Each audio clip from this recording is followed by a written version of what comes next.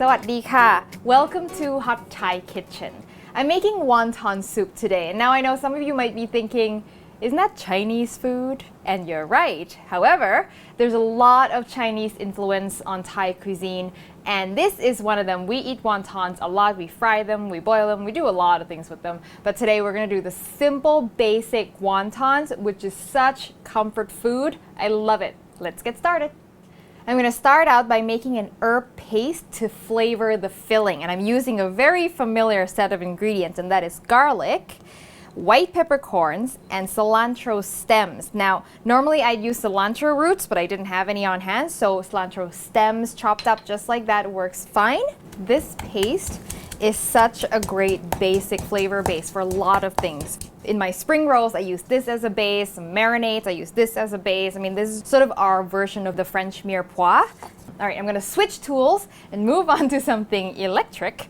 Making this filling is the easiest thing in the world. You just dump everything in and blitz and you're done. I'm using two types of protein today, starting with ground pork. And I am not using lean ground pork. You can if you want, but I like that little bit of tenderness from the fat. The other protein I'm using is shrimp. Now, you don't have to add shrimp. You can just do all pork. And you don't have to do pork. You can do ground chicken or ground turkey if you want something leaner. But I do find that a combination of shrimp and pork is better than shrimp alone. So an egg to help bind everything together and also to tenderize the mixture a little bit. Seasoning now, some soy sauce going in, oyster sauce. When I add oyster sauce, I just get this feeling that like, that's gonna be good. It just looks so good. And my herb paste that I made just now, a little bit of sweetness to balance the salt, just some sugar. You won't taste the sweetness, but it will create a well-balanced flavor.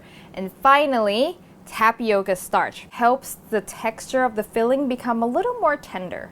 That is it. Close it. Off I go. Don't overdo this. You don't want a complete paste. You're just trying to get the shrimp to be no longer chunky. Little pieces of shrimp is fine. You're really going for something like that, so you still have some character in it. If this is your first time making it, you want to taste it first because there's no fixing it once we stuff it in the wonton. So take a little teaspoon of this mixture, microwave it for 10 or 15 seconds just to cook it through and see if you need to add more sugar or more soy sauce, more oyster sauce to get it right before it's irreversible. As some of you know, I don't like to roll spring rolls or skewer meats. Wrapping wontons is another one of those tasks.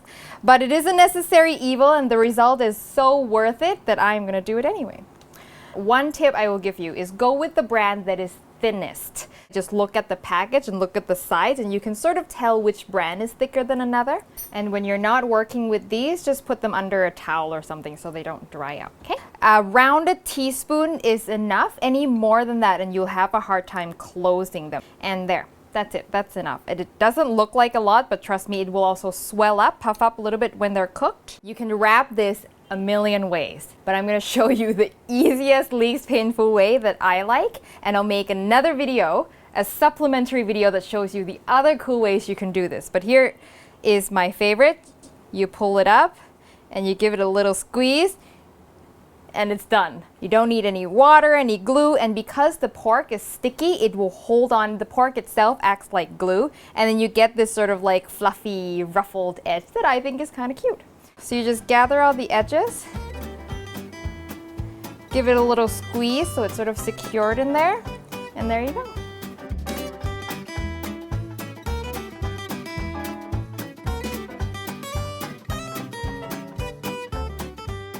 Now I'm going to make the broth for the wontons to swim in. Now you want to start with a good pork stock. If you don't eat pork, you can also do chicken stock, but pork stock is traditional. And if you don't know how to make a good stock, I have a video for that.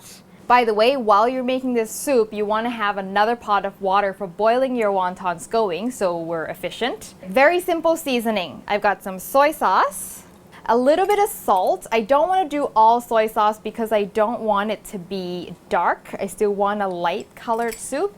And a splash of fish sauce, just a little splash. I just feel like the sharpness of the fish sauce really gives the broth a little, And then to cut all that saltiness, just a little bit of sugar. Again, you're not going to taste sweet, but you're just gonna taste a well-balanced saltiness. And then a splash of white pepper. You can go as much or as little as you want. White pepper is quite potent, so if you don't like a lot of sort of hot pepperiness, go light on it, okay? And that's it. That is the broth. So because it is simple, it is so important that you have a good stock. Otherwise, it's just not gonna be good. With the wonton soup, I like to have a little bit of greens, and you can do any kind of greens you want, but some bok choy, baby bok choy is great. So I just take one head and just split it in half. If you want some vegetables, some blanched vegetables, you want to cook them before you cook the wontons. Because once you put the wontons in here, the water will be all murky with all the flour. Just 1 minute. Once these are done, I'm gonna put them directly into the serving bowl. Try not to get too much of the cooking water because you don't want to dilute your broth. If you want to blanch these in advance, shock them into cold water and then reheat them again in boiling water when you're ready to serve.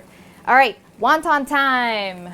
These are only going to take about 1.5 minutes because they're so small. You can make these in advance, leave them in the fridge and cook them the next day.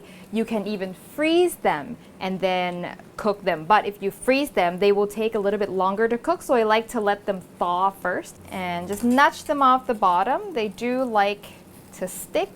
Okay, and that's it. I'm gonna take these now. Make sure you shake off as much water as you can. Place that down. Oh, so cute. Now, I'm good with just 5, but some people might want to do 6, 8, 10 per serving, so completely up to you. Just some broth over the wontons. Now, to make this Thai, I'm gonna add some fried garlic. Now, this is just some chopped garlic that I fried in oil. We use this to top most of our sort of noodle soup type things, and I do have a tutorial on that on my garlic pepper chicken video, and this, trust me, is gonna add a lot of good garlicky flavor. And to make this even more Thai, I'm gonna add a little spiciness. I've got here just some chili oil. Now, yes, you can buy chili oil already made, but all I did here was I just fried up some Thai dry chilies, red chilies, in some oil, and that's it. You get chili oil, just over low heat so you don't burn the chilies. Some nice color, a nice spice. I'm just going to chop up some fresh green onions to top it off. And that is it. That's wonton soup. Now, without further ado, I am going to taste this. Okay.